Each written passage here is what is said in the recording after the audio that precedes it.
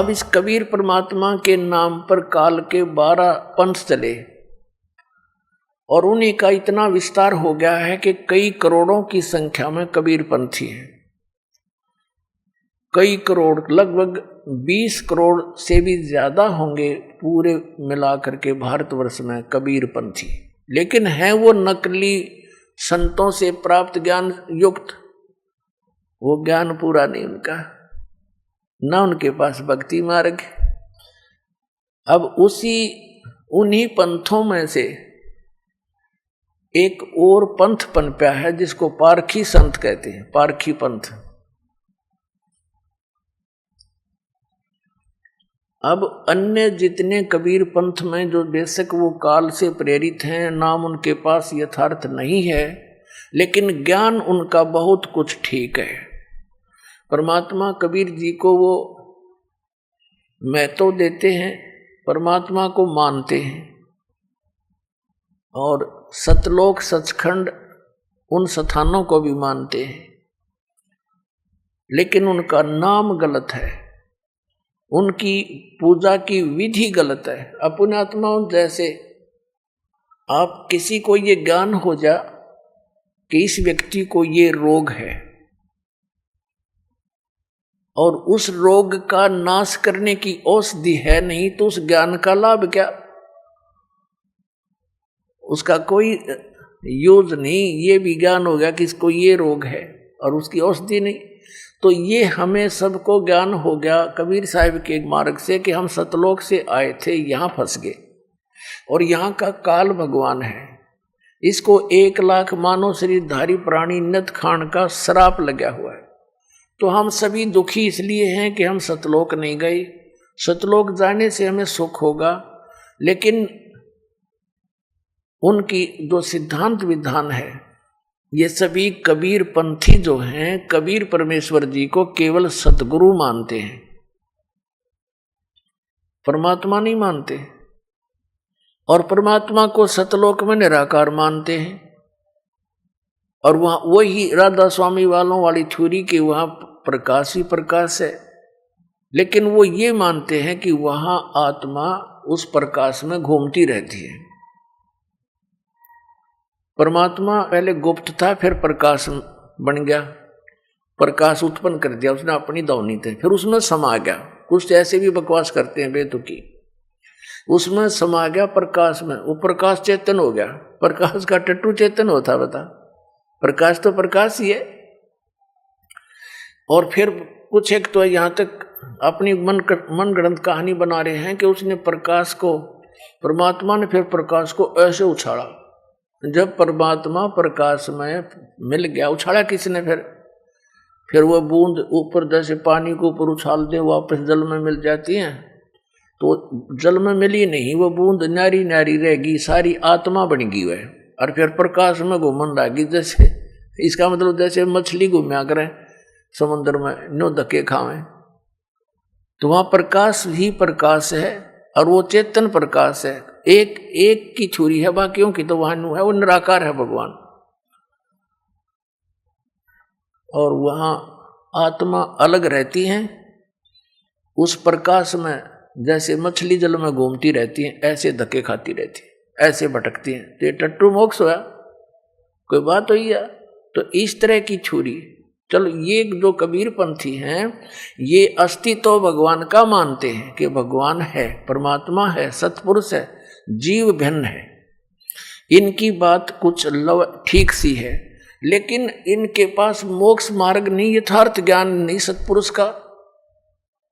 जैसे हमने आम के महिमा का ज्ञान हो गया, आम के कि कितना स्वादिष्ट फल है, और उसका बीज है नहीं, बीज आम के स्थान पर बबूल का बीज दिया और आशा लगाए बैठे हैं आम की, तो ये सारी ये बात बिगड़ गई।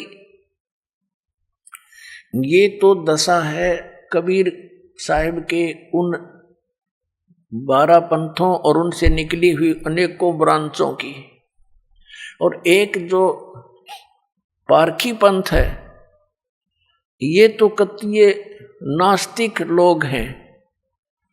इनका क्या विधान है कि एक तो ये मानते हैं कि जीव ही परमात्मा है, बताओ, जीव ही भगवान है।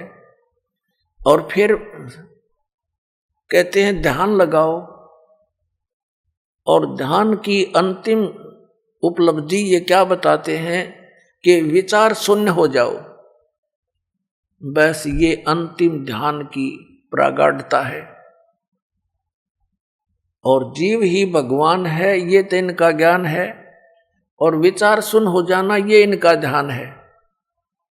इन ते कोई पूछने वाला हो भले पुरुषो, जब परमात्मा जीव ही भगवान है तो फिर साधना की और ये आश्रम बनाने के लिए पुस्तक छापने की आवश्यकता रहेगी? 2 अक्षर की बात है कि भगवान तो है नहीं, जीव ही भगवान है।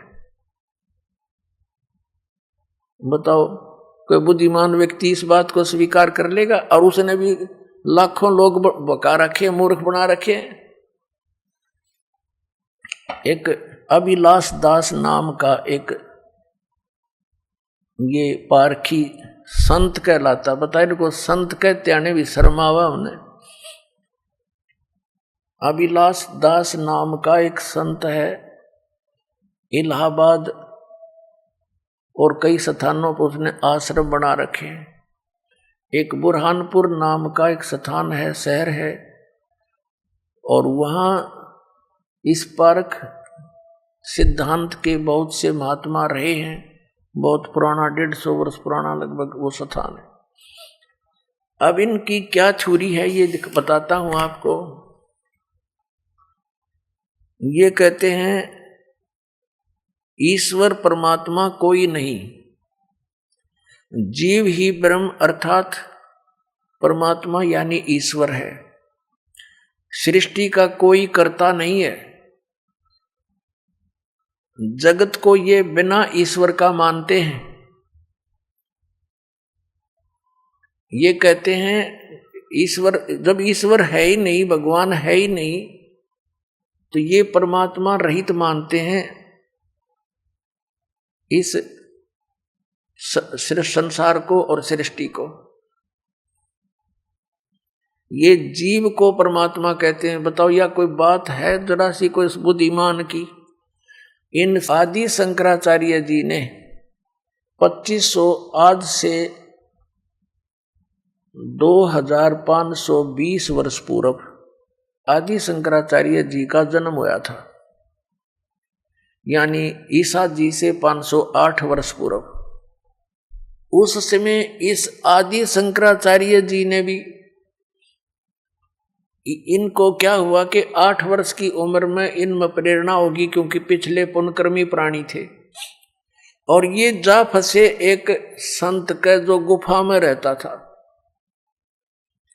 और 6 महीने में या 2 महीने में 3 महीनों में वो गुफा से निकलता था। कि उसका बोलबाला सुनकर आदि शंकराचार्य जी वहां जा बैठे। जब वो निकला, उससे प्रार्थना की ज्ञान समझाने की, तो उसने उल्टा पाठ पढ़ा दिया उस बोली आत्मा को कि जीव ही ब्रह्म है।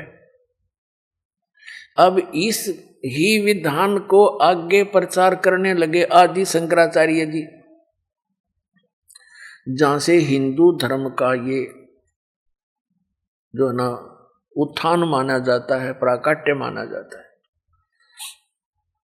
तो उस समय ये सब जगह जाकर कहने लगे, उस अपने गुरु जी के विधान को बताने लगे। तो उस समय भी इतने बुद्धिमान व्यक्ति थे, उन्होंने कहा कि हे महात्मा जी, जब जीव ही ब्रह्म है तो फिर हमने करना क्या रह गया? हम आप भगवान है, फिर क्यों दर दर आप अपना प्रचार करते फिर रहे हो? आप भी भगवान और हम भी भगवान, फिर हमारा करना क्या रह गया? फिर अब ये बात उस आदि शंकराचार्य के भी समझ में आ गई, भाई बात तो यह भी ठीक है, ये बात तो जची नहीं, क्योंकि फिर गुरुजी उनके जीवित थे। अब उस विधान को साथ लेकर चलना गुरु परंपरा थी उसकी, लेकिन उन्होंने अपनी सूझबूझ से फिर कहा कि तुम श्री कृष्ण की, श्री विष्णु जी की और श्री शंकर भगवान की पूजा करा करो। या दया परमात्मा की थी, यदि वो बात स्वीकार हो जाती हमारे पूर्वजों द्वारा तो आज कोई राम नाम लेने नहीं पाओ, सारे नास्तिक हो जाते। अब यही बीज ईब बो रहा है ये अभिलाष दास नाम का एक कबीर पंथी कवाव है। कबीर पंथी कवाव है और कबीर साहब के विपरीत सारा ज्ञान बताओ, तो ये काल का पक्का दूत है।